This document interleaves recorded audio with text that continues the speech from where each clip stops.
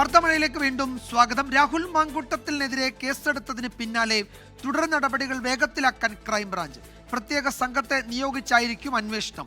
രാഹുലിനെതിരെ ഉള്ളത് കള്ളക്കേസെന്ന് Kodikunnil Suresh M P പ്രതികരിച്ചു. പ്രതിഷേധങ്ങൾക്ക് പിന്നാലെ കോൺഗ്രസ് ഓഫീസുകൾക്ക് സുരക്ഷ ശക്തമാക്കി. ഷാഫി പറമ്പിൽ എം പിയെ തടഞ്ഞതിൽ കോൺഗ്രസ് പ്രതിഷേധം തുടരുകയാണ്. സ്ത്രീകളെ പിന്തുടർന്ന് ശല്യപ്പെടുത്തൽ, ഭീഷണിപ്പെടുത്തൽ, അശ്ലീല സന്ദേശം അയക്കൽ തുടങ്ങിയ വകുപ്പുകൾ ചുമത്തിയാണ് രാഹുൽ മാങ്കൂട്ടത്തിനെതിരെ ക്രൈംബ്രാഞ്ച് കേസ്. നേരിട്ട് പരാതി ലഭിക്കാത്തതിനാൽ മാധ്യമങ്ങളിലൂടെയും സമൂഹ മാധ്യമങ്ങളിലൂടെയും ആരോപണമുന്നയിച്ച യുവതികളുടെ മൊഴിയെടുക്കും.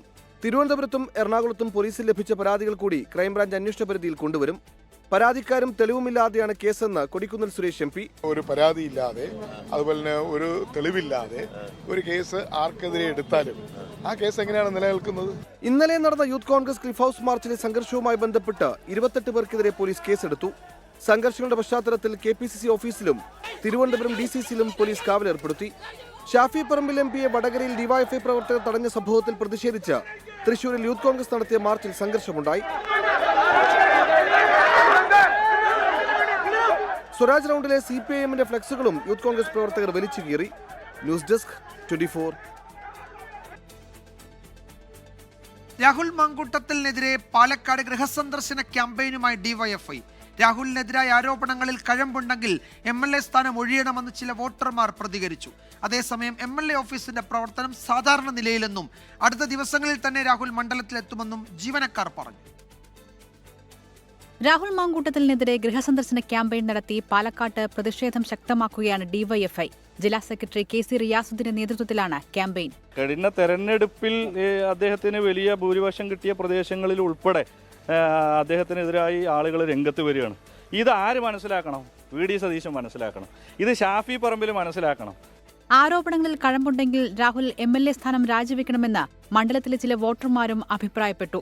ഈ ഒരു സാഹചര്യത്തിൽ അദ്ദേഹം രാജിവെക്കണമെന്ന് ആവശ്യപ്പെട്ടുകൊണ്ട് ഒരു ക്യാമ്പയിൻ്റെ ഭാഗമായിട്ട് ജനങ്ങളെ വോട്ടർമാരെ കാണാമെന്നതാണ്. ആ ക്യാമ്പയിന് വലിയ പിന്തുണയാണ് ഇപ്പോൾ ലഭിച്ചുകൊണ്ടിരിക്കുന്നത്. അതാണ് എൻ്റെ അഭിപ്രായം. രാഹുൽ മണ്ഡലത്തിലില്ലെങ്കിലും MLA ഓഫീസുമായി ബന്ധപ്പെട്ട കാര്യങ്ങളെല്ലാം നടക്കുന്നുണ്ട് എന്ന് ജീവനക്കാർ പറയുന്നു. ഓഫീസിന്റെ പ്രവർത്തനങ്ങളെ ഒന്നും ബാധിക്കുന്നില്ല. ഓഫീസിന്റെ പ്രവർത്തനങ്ങളൊക്കെ പഴയ പോലെ തന്നെ എല്ലാ ദിവസവും നടക്കുന്നുണ്ട്. ആളുകൾ വരുന്നുണ്ട്, കത്തുകൾ കാര്യങ്ങളെല്ലാം നമ്മൾ കൊടുക്കുന്നുണ്ട്. അതുപോലെ തന്നെ ഫണ്ടിന്റെ കാര്യങ്ങളെല്ലാം നമ്മൾ വിനിയോഗിക്കുന്നുണ്ട്. അതിൽ യാതൊരുവിധ പ്രശ്നങ്ങളൊന്നുമില്ല. അടുത്ത ദിവസങ്ങളിൽ തന്നെ രാഹുൽ മാങ്കൂട്ടത്തിൽ മണ്ഡലത്തിലേക്ക് തിരികെ എത്തുമെന്ന് ഓഫീസിലെ ജീവനക്കാർ അറിയിച്ചു. 24 പാലക്കാട്. മാധ്യമങ്ങൾക്ക് തുറന്ന കത്തുമായി BJP നേതാവ് C കൃഷ്ണകുമാറിനെതിരെ പരാതി ഉന്നയിച്ച യുവതി. സംസ്ഥാന അധ്യക്ഷൻ രാജീവ് ചന്ദ്രശേഖറിന് നെല്ലും പതിരും തിരിച്ചറിയാനാകുമെന്ന് പരാതിക്കാരി. എന്നാൽ പരാതി മാത്രമേ നിലനിൽക്കൂ എന്നും സത്യം തെളിയില്ലെന്നും കത്തിൽ പറയുന്നു. കഴിഞ്ഞ ദിവസമാണ് BJP സംസ്ഥാന വൈസ് പ്രസിഡന്റ് കൂടിയായ C കൃഷ്ണകുമാറിനെതിരെ ഗുരുതര ലൈംഗിക ആരോപണവുമായി യുവതി രാജീവ് ചന്ദ്രശേഖറിനയച്ച പരാതിയുടെ പകർപ്പ് പുറത്തു വന്നത്. എന്നാൽ കേവലം സ്വത്ത് തർക്കം മാത്രമാണെന്നും പീഡന പരാതി കോടതി തള്ളിക്കളഞ്ഞതാണെന്നുമുള്ള വിധിന്യായങ്ങളുമായി കൃഷ്ണകുമാർ ഇതിനെ പ്രതിരോധിച്ചു. ഇതോടെയാണ് മാധ്യമങ്ങൾക്ക് തുറന്ന കത്തുമായി പരാതിക്കാരിയായ യുവതി രംഗത്തെത്തിയത്. BJP സംസ്ഥാന അധ്യക്ഷന് നെല്ലും പതിരും തിരിച്ചറിയാനാകുമെന്ന് പറഞ്ഞു തുടങ്ങുന്ന കത്തിൽ സമാനമായ രീതിയിൽ പരാതിപ്പെടുന്ന സ്ത്രീകൾക്ക് ഉപദേശം. പരാതികൾ മാത്രമേ നിലനിൽക്കുകയുള്ളൂ എന്നും സത്യം തെളിയില്ല എന്നും കത്തിൽ പരാമർശിക്കുന്നു. കൃഷ്ണകുമാറിനെതിരെ താൻ പരാതി പറഞ്ഞ ശോഭാ സുരേന്ദ്രൻ, MT രമേശ് അടക്കമുള്ള നേതാക്കളുടെ പേരും തുറന്ന കത്തിലുണ്ട്. കോടതി വ്യവഹാരത്തിലെ ചില പിഴവുകൾ കൊണ്ടാണ് കേസ് നിലനിൽക്കാതെ പോയതെന്ന് വിവരിക്കുന്ന യുവതി കൃഷ്ണകുമാറിന്റെ സ്വാധീനവും കേസ് അന്വേഷണത്തെ ബാധിച്ചേക്കാമെന്ന് ആശങ്കപ്പെടുന്നുണ്ട്. എന്നാൽ തള്ളിപ്പോയ പഴയ കേസിന്റെ പേരിൽ ഇനി പ്രതികരണത്തിനില്ല എന്ന നിലപാടിലാണ് C കൃഷ്ണകുമാറും BJP നേതൃത്വവും. 24 പാലക്കാട്.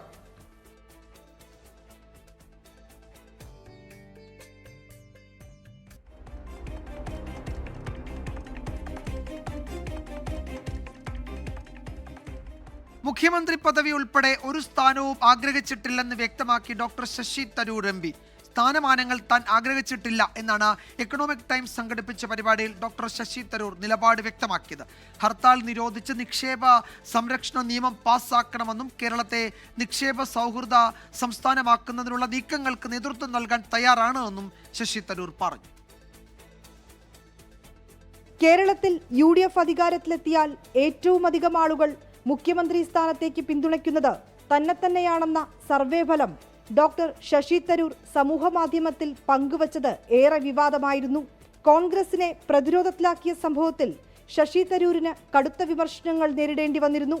ഇതിനു പിന്നാലെയാണ് ഇക്കാര്യത്തിലെ നിലപാടിൽ തരൂർ വ്യക്തത വരുത്തിയത്. കേരളത്തിന്റെ മുഖ്യമന്ത്രിയാകാൻ താല്പര്യമുണ്ടോ എന്ന ചോദ്യത്തിന് ഒരിക്കലും ഒരു സ്ഥാനവും താൻ ആഗ്രഹിച്ചിട്ടില്ലെന്ന് തരൂരിന്റെ മറുപടി.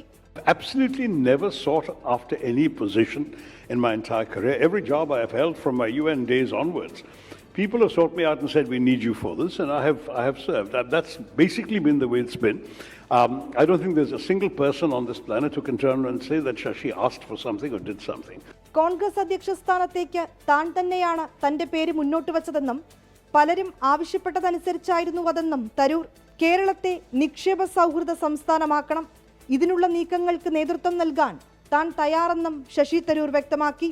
24 ഡൽഹി. KPCC പുനഃസംഘടന വൈകുന്നതിൽ കോൺഗ്രസിൽ അതൃപ്തി രൂക്ഷമാകുന്നു. പുതിയ നേതൃത്വത്തിലെ ചിലരുടെ താൽപര്യക്കുറവാണ് പുനഃസംഘടന വൈകിപ്പിക്കുന്നത് എന്നാണ് ആക്ഷേപം. സംസ്ഥാനത്ത് സമവായം ഉണ്ടായില്ലെങ്കിൽ നേരിട്ടിടപെടും എന്ന് ഹൈക്കമാൻഡ് മുന്നറിയിപ്പ് നൽകിയിട്ടുണ്ട്.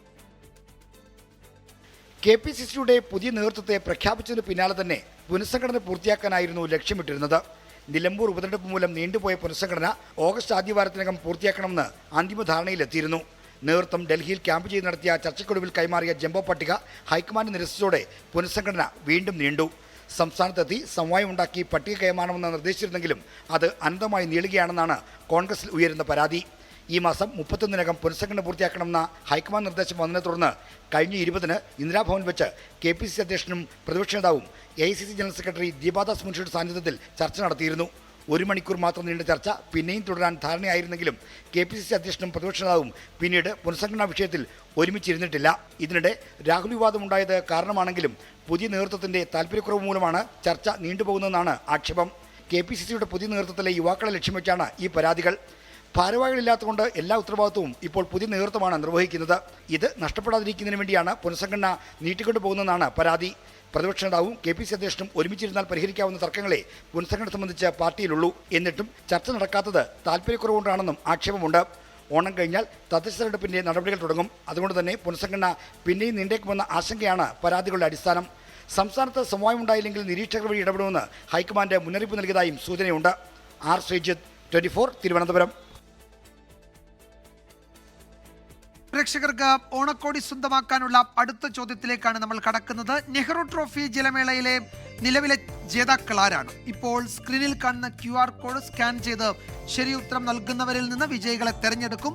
അത്തം മുതൽ തിരുവോണം വരെ ചോദിക്കുന്ന ചോദ്യങ്ങൾക്ക് ശരി ഉത്തരം അയക്കുന്നവരിൽ നിന്ന് തെരഞ്ഞെടുക്കപ്പെടുന്ന 1001 പേർക്കാണ് 24ഉം മഹാറാണി വെഡ്ഡിംഗ് കളക്ഷൻസ് തൊടുപുഴയും ഓണക്കോടി സമ്മാനമായി നൽകുന്നത്.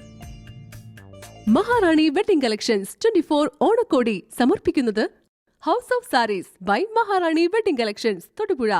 കാസർഗോഡ് തലപ്പാടിയിൽ കർണാടക RTC ബസ് ഇടിച്ച് 6 പേർക്ക് ദാരുണാന്ത്യം. ഓട്ടോറിക്ഷ യാത്രക്കാരായ കർണാടക സ്വദേശികളാണ് മരിച്ചത്.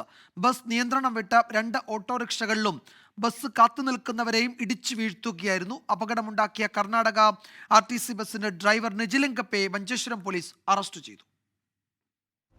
കേരള കർണാടക അതിർത്തിയായ തലപ്പാടിയിൽ ഉച്ചയ്ക്ക് 1:15 അപകടം. കാസർഗോഡ് നിന്ന് മംഗലാപുരത്തേക്ക് പോവുകയായിരുന്ന കർണാടക RTC ബസ് നിയന്ത്രണം വിട്ട് റോഡിന്റെ മറുഭാഗത്ത് നിർത്തിയിട്ട ഓട്ടോറിക്ഷയിലിടിച്ചു. ഇടിയുടെ ആഘാതത്തിൽ കറങ്ങിത്തിരിഞ്ഞ ബസ് പിന്നോട്ട് പോയി റോഡരികിലുള്ള കൈവരികൾ തകർത്ത് ബസ് കാത്തിരിക്കുന്നവരെ ഇടിച്ചു വീഴ്ത്തി. തുടർന്ന് മറ്റൊരു ഓട്ടോറിക്ഷയിലിടിച്ച് റോഡിന് പുറത്തേക്ക്.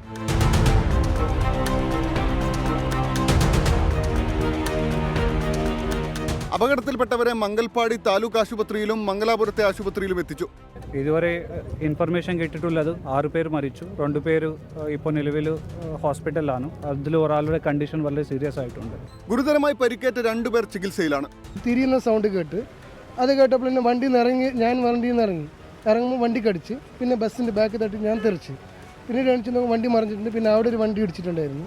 നിയമലംഘനത്തിൽ കർശന നടപടിയെടുക്കണമെന്ന് MLA-മാരായ NA നെല്ലിക്കുന്നും AKM അഷറഫും ആവശ്യപ്പെട്ടു. കർണാടക RTC ബസ്സുകൾ നിരന്തരമായി നിയമലംഘനം നടത്തുന്നതും ഡ്രൈവർമാർ കൂളും ഹാൻഡ്സും പോലുള്ള ലഹരി വസ്തുക്കൾ ഉപയോഗിച്ച് വാഹനമോടിക്കുന്നതും പതിവാണ്. നാട്ടുകാർ നിരന്തരമായി പരാതിപ്പെട്ടിട്ടും നടപടിയെടുക്കാത്തതിൻ്റെ പരിണിത ഫലമാണ് ഈ അപകടം. അടിയന്തരമായ നടപടികൾ കൈക്കൊള്ളണം. രജീഷ് കരിവള്ളൂരിനൊപ്പം Arun Parakkal, 24 Kasaragod. KTDC chairman PK ശശിയെ വീണ്ടും ബഹിഷ്കരിച്ച് CPIM. Palakkad Kanjirappuzha rural credit cooperative society office ഉദ്ഘാടന ചടങ്ങിൽ പ്രവർത്തകർ പങ്കെടുക്കരുത് എന്നായിരുന്നു CPIM ലോക്കൽ കമ്മിറ്റി സെക്രട്ടറിയുടെ ആഹ്വാനം. ഉദ്ഘാടന പരിപാടിക്ക് കോങ്ങാട് MLA CPM സംസ്ഥാന സമിതി അംഗവുമായ K ശാന്തകുമാരിയും എത്തിയില്ല. മുസ്ലിം ലീഗ് ഭരിക്കുന്ന മണ്ണാർക്കാട് നഗരസഭയുടെ ആയുർവേദ ഡിസ്പെൻസറിയുടെ ഉദ്ഘാടന ചടങ്ങിൽ പങ്കെടുത്തതുമായി ബന്ധപ്പെട്ട തർക്കങ്ങളാണ് മണ്ണാർക്കാട്ടെ CPIM-ഉം PK ശശിയും നേരിട്ട് ഏറ്റുമുട്ടി തുടങ്ങിയത്. തെരുവിലിറങ്ങി പരസ്യ പ്രതിഷേധങ്ങളിലേക്ക് വരെ അന്ന് കാര്യങ്ങൾ എത്തിയിരുന്നു. പിന്നാലെയാണ് PK ശശി പങ്കെടുക്കുന്ന CPIM നിയന്ത്രണത്തിലുള്ള കാഞ്ഞിരപ്പുഴ റൂറൽ ക്രെഡിറ്റ് കോപ്പറേറ്റീവ് സൊസൈറ്റിയുടെ ഓഫീസ് ഉദ്ഘാടനത്തിൽ നിന്ന് പാർട്ടി അംഗങ്ങളോട് വിട്ടുനിൽക്കാൻ ലോക്കൽ സെക്രട്ടറിയുടെ ആഹ്വാനം. ജനപ്രതിനിധികളും പ്രവർത്തകരും പരിപാടിയിൽ പങ്കെടുക്കരുതെന്ന് കാണിച്ച ലോക്കൽ സെക്രട്ടറി പ്രവർത്തകരുടെ വാട്സാപ്പ് ഗ്രൂപ്പിൽ സന്ദേശം അയച്ചു.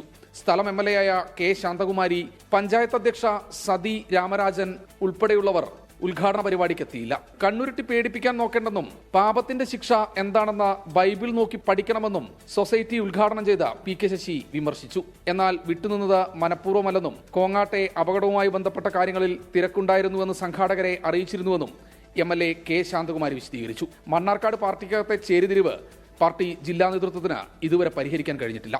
24 പാലക്കാട്.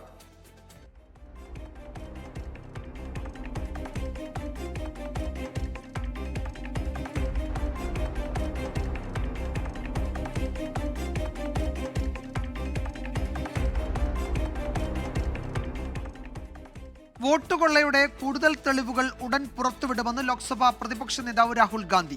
BJP-യും RSS-ഉം വോട്ട് മോഷ്ടിച്ചാണ് വിജയിച്ചതെന്നും രാഹുൽ ഗാന്ധി ആരോപിച്ചു. രാഹുൽ ഗാന്ധിയുടെ വോട്ടർ അധികാര യാത്ര ബീഹാറിൽ പര്യടനം തുടരുകയാണ്.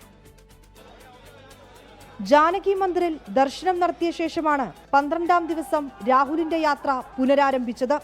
തെരഞ്ഞെടുപ്പ് കമ്മീഷനും BJP-ക്കുമെതിരെയുള്ള ആരോപണങ്ങൾ രാഹുൽ ഗാന്ധി ആവർത്തിച്ചു. വോട്ടർ പട്ടിക ക്രമക്കേടിലെ കൂടുതൽ തെളിവുകൾ പുറത്തുവിടുമെന്നും രാഹുൽ ഗാന്ധി.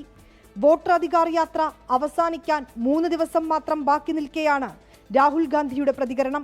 और BJP और इलेक्शन कमीशन को बिहार में एक वोट चोरी नहीं करने देगी. उसमें EBC है, दलित है, अल्पसंख्यक है, पिछड़े वर्ग के लोग हैं, गरीब लोग हैं, किसान हैं, उसमें एक अमीर व्यक्ति का नाम नहीं है. അവസരവാദികളുടെ ഭരണം അവസാനിപ്പിക്കുമെന്നും അടിക്കടി മറുകണ്ഠം ചാടുന്ന നിതീഷ് കുമാറിനെ താഴെയിറക്കുമെന്നും RJD നേതാവ് തേജസ്വി യാദവ് പറഞ്ഞു. കർണാടക മുഖ്യമന്ത്രി സിദ്ധരാമയ്യ നാളെ രാഹുൽ ഗാന്ധി നേതൃത്വം നൽകുന്ന വോട്ടർ അധികാർ യാത്രയിൽ പങ്കെടുക്കും. അഖിലേഷ് യാദവ്, ഹേമന്ത് സോറൻ, സുഖ്ബീന്ദർ സുഖു തുടങ്ങിയവരും വരും ദിവസങ്ങളിൽ യാത്രയുടെ ഭാഗമാകും. 24 ഡൽഹി. വിരമിക്കൽ അഭ്യൂഹങ്ങൾ തള്ളി RSS മേധാവി മോഹൻ ഭാഗവത്. താൻ വിരമിക്കണമെന്നോ മറ്റാരെങ്കിലും വിരമിക്കണമെന്നോ പറഞ്ഞിട്ടില്ല. സംഘടന ആവശ്യപ്പെടുന്ന കാലത്തോളം സ്ഥാനത്ത് തുടരും. BJP-യുമായി തർക്കമില്ല. വിവാദ ഭരണഘടനാ ഭേദഗതി ബില്ലിനെ മോഹൻ ഭാഗവത് പിന്തുണച്ചു. 75 വയസ്സിലെ പദവികളിൽ നിന്നുള്ള വിരമിക്കൽ അഭ്യൂഹങ്ങൾ തള്ളുകയാണ് RSS മേധാവി മോഹൻ ഭഗവത്. 75 വയസ്സ് തികയുമ്പോൾ താൻ വിരമിക്കുമെന്നോ മറ്റാരെങ്കിലും വിരമിക്കണമെന്നോ പറഞ്ഞിട്ടില്ലെന്ന് RSS മേധാവി. I never said that I will retire or someone should retire. So if I am 80 years old and Sangh will tell me go run a shaka, I will have to go. I cannot say I have completed 75 years. I want to enjoy the retirement benefits. No, there is no benefit in Sangh. സംഘടന ആവശ്യപ്പെട്ടാൽ 80 വയസ്സ് കഴിഞ്ഞാലും RSS-നെ നയിക്കും. ജനസംഖ്യാ സന്തുലനത്തിന് ഒരു കുടുംബത്തിൽ 3 കുട്ടികൾ വേണം. ജനസംഖ്യാ വ്യതിയാനത്തിന്റെ കാരണങ്ങളിലൊന്ന് मतपरिवर्तनमेन्नुम मोहन भगवत कि 3 संतान होने से बहुत देर नहीं करना विवाह में और 3 संतान होना, इससे माता पिता का, संतानों का, तीनों का स्वास्थ्य अच्छा रहता है. तो भारतवर्ष के प्रत्येक नागरिक ने ये देखना चाहिए कि अपने घर में 3 होने चाहिए. സുതാര്യതയുടെ പേരിൽ വിവാദ ഭരണഘടനാ ഭേദഗതി ബില്ലിനെ RSS മേധാവി പിന്തുണയ്ക്കുകയാണ്. കേന്ദ്ര സർക്കാർ RSS അസ്വാരസ്യങ്ങളിൽ തർക്കങ്ങൾ ഒന്നുമില്ല. എല്ലാ സർക്കാരുമായും എല്ലാ കാലത്തും നല്ല ബന്ധമെന്നും മോഹൻ ഭഗവത് കൂട്ടിച്ചേർത്തു. 24 ഡൽഹി. 15ാമത് ഇൻഡോ ജപ്പാൻ വാർഷിക ഉച്ചകോടിയിൽ പങ്കെടുക്കുന്നതിനായി പ്രധാനമന്ത്രി നരേന്ദ്രമോദി ജപ്പാനിലേക്ക് തിരിച്ചു. 2 ദിവസത്തെ സന്ദർശനത്തിൽ ജപ്പാനീസ് പ്രധാനമന്ത്രിയുമായി കൂടിക്കാഴ്ച നടത്തും. വ്യാപാര, പ്രതിരോധ മേഖലകളിൽ സഹകരണത്തിനായുള്ള കരാറുകളിലും ഒപ്പിടും. 2018 ഇൻഡോ ജപ്പാൻ വാർഷിക ഉച്ചകോടിയിൽ പങ്കെടുത്തതിനു ശേഷം 7 വർഷങ്ങൾക്ക് ശേഷമാണ് പ്രധാനമന്ത്രി ജപ്പാനിലെത്തുന്നത്. ഈ വർഷം ജൂണിൽ കാനഡയിൽ G7 ഉച്ചകോടിക്കിടെ മോദിയും ഇഷിബയും തമ്മിൽ കൂടിക്കാഴ്ച നടത്തിയിരുന്നു. വ്യാപാരം, നിക്ഷേപം, പ്രതിരോധം, സുരക്ഷ, ശാസ്ത്ര സാങ്കേതികവിദ്യ എന്നീ മേഖലകളിലാണ് പ്രധാനമായും ചർച്ചകൾ നടക്കുക. ഇന്ത്യ ജപ്പാൻ വ്യവസായ പ്രമുഖരുമൊത്തുള്ള ബിസിനസ് ലീഡേഴ്സ് ഫോറത്തിലും പ്രധാനമന്ത്രി പങ്കെടുക്കും. ജാപ്പനീസ് കമ്പനികൾക്ക് ഇന്ത്യയിൽ നിക്ഷേപം നടത്താനുള്ള സാധ്യതകളും പുതിയ സഹകരണ കരാറുകളും ചർച്ച ചെയ്യും.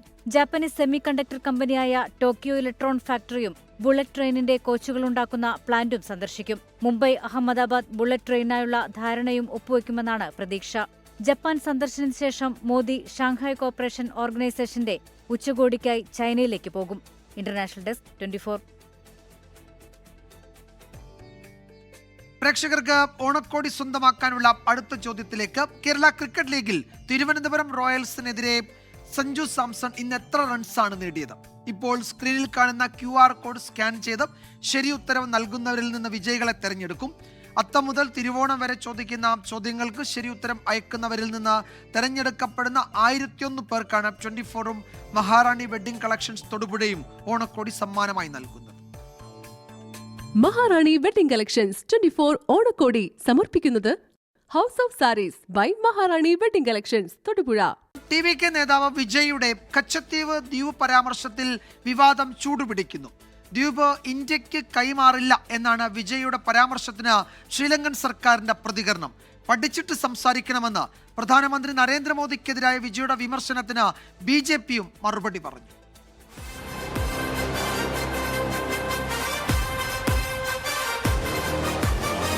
TVK മധുരൈ സമ്മേളനത്തിൽ കച്ചത്തീവ് പ്രശ്നം പരിഹരിക്കുന്നതിൽ കേന്ദ്ര സർക്കാർ പരാജയപ്പെട്ടെന്ന് വിജയ് വിമർശിച്ചിരുന്നു. ശ്രീലങ്കൻ നാവികസേന ഇന്ത്യൻ മീൻപിടുത്തക്കാരെ ഉപദ്രവിക്കുന്നുവെന്നും കച്ചത്തീവ് ഇന്ത്യ ഏറ്റെടുക്കണമെന്നും വിജയ് ആവശ്യപ്പെട്ടു. വിഷയം ചർച്ചയായതോടെയാണ് വിജയ്ക്ക് മറുപടിയുമായി ശ്രീലങ്കൻ വിദേശകാര്യമന്ത്രി വിജിത ഹെറാത്ത് രംഗത്തെത്തിയത്. കച്ചത്തീവ് ഇന്ത്യക്ക് വിട്ടു നൽകില്ല. തെരഞ്ഞെടുപ്പ് അടുക്കുമ്പോൾ രാഷ്ട്രീയ നേട്ടത്തിനായി നേതാക്കൾ പലതും പറയും. ഇതൊന്നും തങ്ങൾ ഗൗനിക്കില്ലെന്നും നയതന്ത്ര മേഖലയിലെ ആശയവിനിമയങ്ങൾ മാത്രമാണ് ശ്രദ്ധിക്കുകയെന്നും മന്ത്രി പറഞ്ഞു. വിജയ് കാര്യങ്ങൾ പഠിച്ചു സംസാരിക്കണമെന്ന BJP നേതാവ് H. രാജയും പ്രതികരിച്ചു. 24 ചെന്നൈ. ഒരു പ്രധാന വിവരം ഇപ്പോൾ വരുന്നുണ്ട്. ഈ തിരുവനന്തപുരത്തെ ചികിത്സാ പിഴവിൽ ഡോക്ടറിനെതിരെ പോലീസിൽ പരാതി നൽകിയിരിക്കുകയാണ്. ചികിത്സാ പിഴവിന് ഇരയായ സുമയ്യയുടെ സഹോദരൻ. നാളെ പരാതിക്കാരി സുമയ്യയുടെ മൊഴി പോലീസ് രേഖപ്പെടുത്തുന്നുണ്ട്. കന്റോൺമെന്റ് പോലീസിലാണ് പരാതി നൽകിയിരിക്കുന്നത്. തിരുവനന്തപുരം ജനറൽ ആശുപത്രിയിലെ ചികിത്സാ പിഴവ് വാർത്ത, ദുരിത ജീവിതം, സുമയ്യയുടെ ദുരിത ജീവിതം 24 ആണ് പുറത്തു കൊണ്ടുവന്നത്. അതിന് പിന്നാലെയാണ് ഇപ്പോൾ അതിൽ നടപടിയിലേക്കൊക്കെ പോകുന്നത്. പോലീസിൽ പരാതി നൽകിയിരിക്കുന്നത്. ഉമേഷ് ബാലകൃഷ്ണൻ വിവരങ്ങൾ നൽകും. ഉമേഷ്, പരാതി ഇപ്പോൾ കന്റോൺമെന്റ് പോലീസിന് ലഭിച്ചിട്ടുണ്ട്. പോലീസ് ഉടൻ തന്നെ തുടർ നടപടിയിലേക്ക് കടക്കുമല്ലോ, അല്ലേ? തീർച്ചയായും തുടർ നടപടി ഉടൻ തന്നെ പോലീസ് കടക്കും. നാളെ സുമയ്യയുടെ മൊഴി രേഖപ്പെടുത്താൻ തീരുമാനിച്ചിട്ടുണ്ട്. നേരിട്ടെത്തി മൊഴി രേഖപ്പെടുത്താനാണ് നിർദ്ദേശിച്ചിരിക്കുന്നത്. അതിൻ്റെ അടിസ്ഥാനത്തിൽ നാളെ കന്റോൺമെന്റ് പോലീസ് സ്റ്റേഷനിൽ നേരിട്ടെത്തി മൊഴി അറിയിക്കും. നിലവിൽ ഇതുവരെ പോലീസ് പരാതിയിലേക്ക് കുടുംബം കടന്നിരുന്നില്ല. അത് ആരോഗ്യവകുപ്പിൽ നിന്ന് ഒരു നീതി ലഭിക്കുമെന്നുള്ള പ്രതീക്ഷ ഈ കുടുംബത്തിനുണ്ടായിരുന്നു. പക്ഷേ ഇന്ന് ആരോഗ്യവകുപ്പിൽ നിന്ന് വന്ന വിശദീകരണം അത് പൂർണ്ണമായി തള്ളിക്കൊണ്ടാണ് 24നോട് തന്നെ രണ്ടാമതും പ്രതികരണം സുമയ്യ അറിയിച്ചിരുന്നു. ഇത്തരത്തിൽ നേരത്തെ തന്നെ ഇതുമായി ബന്ധപ്പെട്ട് ആരോഗ്യ പ്രശ്നങ്ങളില്ല എന്നും ഇത് അറിയാമായിരുന്നു എന്നെല്ലാം സമ്മതിച്ചുകൊണ്ടായിരുന്നു ഇന്ന് ആരോഗ്യവകുപ്പിന്റെ ഈ വിശദീകരണം വന്നത്. ഈ സാഹചര്യത്തിലാണ് എന്തായാലും കേസ് നിയമ നടപടിയുമായി മുന്നോട്ട് പോകാൻ കുടുംബം തീരുമാനിച്ചത്. അതിന്റെ അടിസ്ഥാനത്തിലാണ് ഇന്നിപ്പോൾ പരാതി നൽകിയിരിക്കുന്നത്. നാളെ സുമയ്യയുടെ മൊഴി രേഖപ്പെടുത്തി കേസ് രജിസ്റ്റർ ചെയ്ത നടപടിക്രമങ്ങളുമായി മുന്നോട്ട് പോകും. വിജയകുമാർ. യെസ്, ഈ സർജറിക്കിടെ ശരീരത്തിൽ കുടുങ്ങിയ ഈ കേബിള് അതുമായി ജീവിക്കാം, അത് വലിയ പ്രശ്നമൊന്നും ഉണ്ടാക്കില്ല എന്ന വളരെ വിചിത്രമായ മറുപടിയാണ് ആരോഗ്യവകുപ്പ് ഇന്ന് ഈ വിഷയത്തിൽ നൽകുക കൂടി ചെയ്തത്. അതോടെയാണ് ഇനിയിപ്പോൾ തുടർ നിയമ നടപടിയിലേക്ക് കുടുംബം കടക്കാൻ തീരുമാനിക്കുകയും ചെയ്തത്. എന്തായാലും ഇക്കാര്യത്തിൽ തൃപ്തികരമായ മറുപടി നൽകാൻ ആരോഗ്യവകുപ്പിന് കഴിഞ്ഞിട്ടില്ല. പക്ഷേ തെളിവുകൾ ഒക്കെ ഇതിനോടകം പുറത്തു വന്നിട്ടുണ്ട്. എന്താണ് സംഭവിച്ചത് എന്നത് സംബന്ധിച്ച് ആ ഡോക്ടർ തന്നെ പറയുന്നുണ്ട്. തുടർ ചികിത്സയ്ക്ക് ആ ഡോക്ടർ പണം അയച്ചതിന്റെ വിവരങ്ങളൊക്കെ പുറത്തു വന്നിട്ടുണ്ട്. അപ്പോൾ പോലീസിന് കാര്യങ്ങൾ കുറെ കൂടി എളുപ്പമാകാൻ തന്നെയാണ് സാധ്യത. നോക്കാം ഇപ്പോഴത്തെ കാലാവസ്ഥാ റിപ്പോർട്ട്.